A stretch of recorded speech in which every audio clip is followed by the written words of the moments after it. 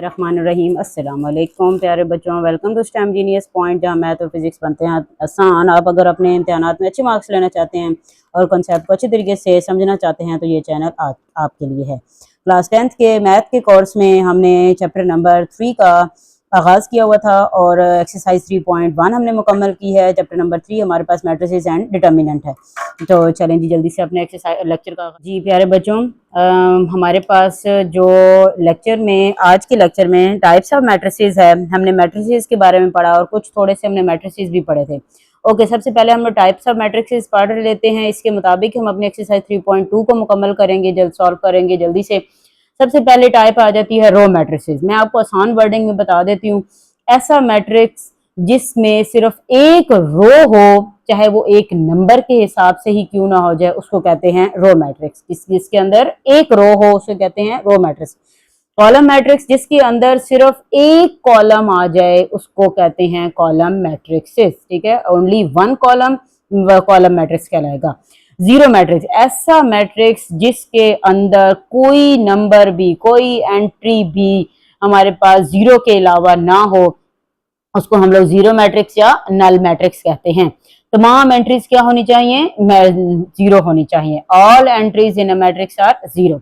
Okay, square matrix जिसके number of rows and number of column बराबर हो उसको कहते हैं स्क्वायर मैट्रिक्स। ठीक है, स्क्वायर होता है ना, लेंथ और विड्थ दोनों की अगर बराबर आ रही है तो उसे हम क्या कहते हैं? स्क्वायर कहते हैं, एक मुरब्बा कहते हैं। तो ये भी आपके पास ये आ जाते हैं। चार लंबाई और चौड़ाई, लेंथ और विड्थ इक्वल नहीं होती, तो इसका मतलब ये है कि जहां पर ऐसा मैट्रिक्स जिसमें number of rows and column बराबर ना हो उनको कहते हैं रेक्टेंगुलर मैट्रिक्स, जिसकी number of rows and column की तादाद बराबर ना हो।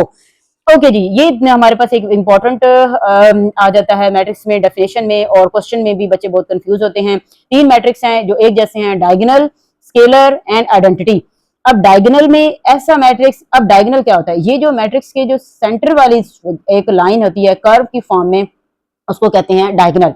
तो ऐसा मैट्रिक्स जिसके डायगोनल की एंट्री जीरो ना हो, कोई नंबर हो, उसको कहते हैं डायगोनल मैट्रिक्स। ठीक है, at least any one of the elements it's main diagonal. ठीक है, इट्स के मेन डायगोनल में कोई भी वन नंबर, कोई भी नंबर आ सकता है, वन के अलावा भी, 1b 2b 3b 4b, उसको कहते हैं डायगोनल। अब फर्क याद रखिएगा जरा। स्केलर मैट्रिक्स जिसके डायगोनल की एंट्री सेम हो, ठीक है, और नॉन जीरो भी हो, सेम होंगी, यानी कि 2 2 2 4 4 4 3 3 3। ठीक है, इसको हम लोग इस फॉर्म में भी लिख सकते हैं, के की फॉर्म में। के मतलब के कोई भी नंबर हो सकता है, हमारे पास कोई भी एक रियल नंबर की फॉर्म में आ सकता होता है, तो इसको हम लोग कहते हैं स्केलर मैट्रिक्स। अब आइडेंटिटी मैट्रिक्स, मैं तीनों में दोबारा भी आपको पहचान बताती हूँ। आइडेंटिटी मैट्रिक्स जिसके डायगोनल की एंट्री सिर्फ वन हो उसको कहते हैं आइडेंटिटी मैट्रिक्स। देखें, डायगोनल में जिसमें कोई भी नंबर आ सकता है, स्केलर में जिसमें सेम होनी चाहिए एंट्रीज, आइडेंटिटी में जिसमें वन हो उसको कहते हैं आइडेंटिटी मैट्रिक्स। ओके जी, transpose number of rows and column को इंटरचेंज कर देने को ट्रांसपोज का, कॉलम मैट्रिक्स को और नल मैट्रिक्स को। ठीक है, ये भी हमने पढ़े। यूनिट मैट्रिक्स जिसकी सिर्फ और सिर्फ एक एंट्री आ जाती है उसको यूनिट मैट्रिक्स कहते हैं, यानी कि डायगोनल में वन आ जाए उसको हम लोग क्या कहते हैं? यूनिट मैट्रिक्स कहते हैं। ओके, अब ये हमारे पास 5 7 और 8, इसमें कितनी रोज हैं? सिर्फ एक ही रो है, इसको हम लोग क्या कहेंगे? Row matrix. क्या कहेंगे भाई? रो मैट्रिक्स कहेंगे। और जो इसको हम, ये हमारा क्या हो जाएगा? Row matrix. अब इसमें भी कितना है? एक ही एंट्री है, यानी कि नंबर ही हमारे पास कुछ नहीं है, तो हम इसको क्या कहेंगे? Null matrix. ठीक है, क्योंकि इसके अंदर एंट्री क्या आ जाती है? हमारी जीरो। यहाँ पर डायगोनल में वन है तो हम इसको क्या कहेंगे? यूनिट मैट्रिक्स कहेंगे। यूनिट मैट्रिक्स हम पीछे पढ़ के आए हैं। फिर थर्ड वन, ये हमारे पास तमाम एंट्रीज क्या आ रही हैं? फिर से जीरो आ रही हैं, तो हम इसको भी क्या कहेंगे? नल मैट्रिक्स कहेंगे। इधर 6 8 और 6 0 और 8, सिर्फ एक ही कॉलम है, तो इसको हम लोग क्या कहते हैं? Column matrix. ठीक है, कॉलम मैट्रिक्स का नाम देंगे। यहाँ पर भी सिर्फ एक ही है कॉलम है, तो इसको भी क्या नाम देंगे? कॉलम मैट्रिक्स का नाम देंगे। इसके साथ ही क्वेश्चन नंबर 1 मुकम्मल। क्वेश्चन नंबर 2 जल्दी से करते हैं। अब इसके अंदर क्या पहचान करनी है आपने? वही रो, कॉलम, स्क्वायर और रेक्टेंगुलर। रो और कॉलम वही है, स्क्वायर और रेक्टेंगल। मैं फिर बता देती हूँ, ऐसा जिसके अंदर एक ही रो हो उसे रो मैट्रिक्स कहते हैं, जिसके अंदर एक ही कॉलम हो उसको कॉलम मैट्रिक्स कहते हैं। जिसके स्क्वायर मैट्रिक्स वैसा वो मैट्रिक्स होता है जिसमें number of rows and column की तादाद बराबर हो।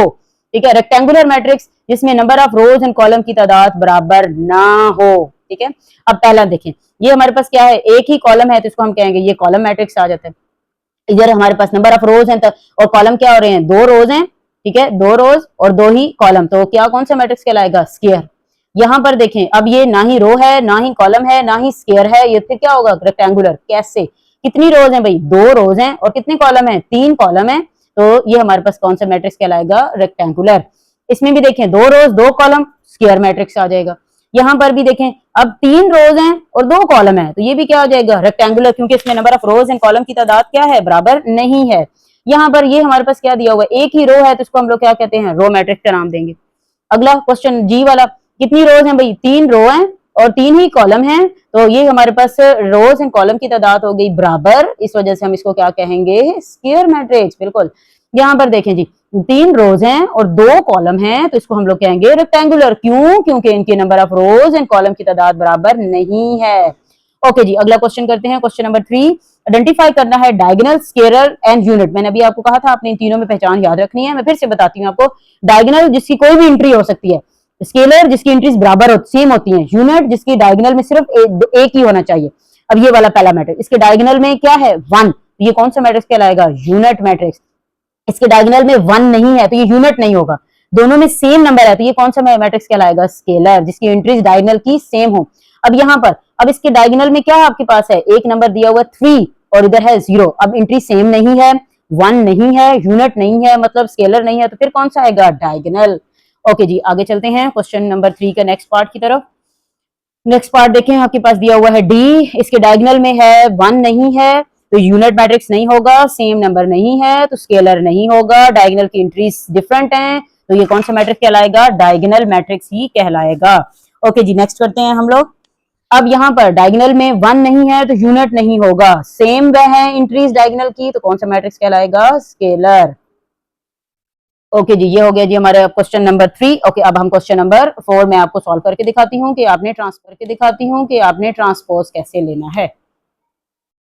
जी प्यारे बच्चों, देखिए हमने इसका ट्रांसपोज लेना है, तो ट्रांसपोज लेना है बहुत ही आसान है। मैंने अभी आपको कहा ट्रांसपोज क्या होता है, जब जहां पर number of rows and column को इंटरचेंज कर दिया जाए तो उसे क्या कहते हैं, ट्रांसपोज। अब ये हमारे पास क्या आ रही है, रो आ रही है, और ये हमारा क्या है, कॉलम आ रहा है, तो इसको क्या कर देंगे, इसको हम यूं करके चेंज कर देंगे। ठीक हो गया, चेंज कर देंगे तो हमारा ट्रांसपोज लिखने का तरीका, हमने पहले इसका ट्रांसपोज लिखना है, 2 3 4 5, और ऊपर हम ट्रांसपोज डालेंगे, और अब हम ट्रांसपोज लेंगे, 2 अपनी जगह पे रहेगा, सिर्फ क्या होगा, 3 एंड 4 पोजीशन चेंज कर जाएंगे, इसको कहते हैं ट्रांसपोज लेना।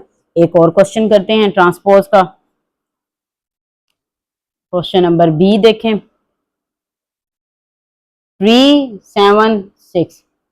अब ये सारी क्या है, रोज, ये कॉलम है, इसको भी ट्रांसपोज लेंगे।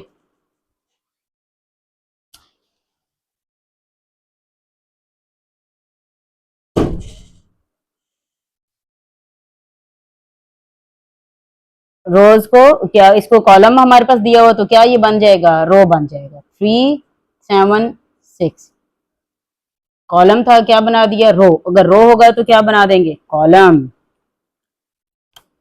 नंबर सी करते हैं,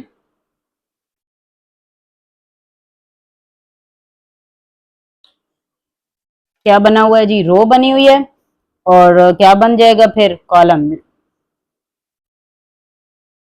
2 मार्क्स का क्वेश्चन आ सकता है, ये इंपॉर्टेंट है एमसीक्यूज के लिए, शॉर्ट क्वेश्चन आंसर में। 2 एंड 4 रो थी, क्या बना दिया, कॉलम बना दिया, ये देखें जी। ओके, अब हमारे पास एक रह गया है डी वाला, इसको भी देखें। डी का हमारे पास दिया हुआ है 2 5 3 6 4 7। ओके, अब इसको क्या करेंगे, रोज को कॉलम में चेंज कर देंगे और कॉलम को रो में चेंज कर देंगे। अब कितनी है इसके अंदर, रोज कितनी है, 3 है, और कॉलम कितने हैं, 2। तो फिर क्या हो जाएगा, 2 इसके कॉलम बन जाएंगे, सॉरी 2 इसकी रोज बन जाएंगी, और 3 इसके कॉलम बना देंगे। ये मैं अभी दिखाती हूँ आपको किस तरीके से होगा।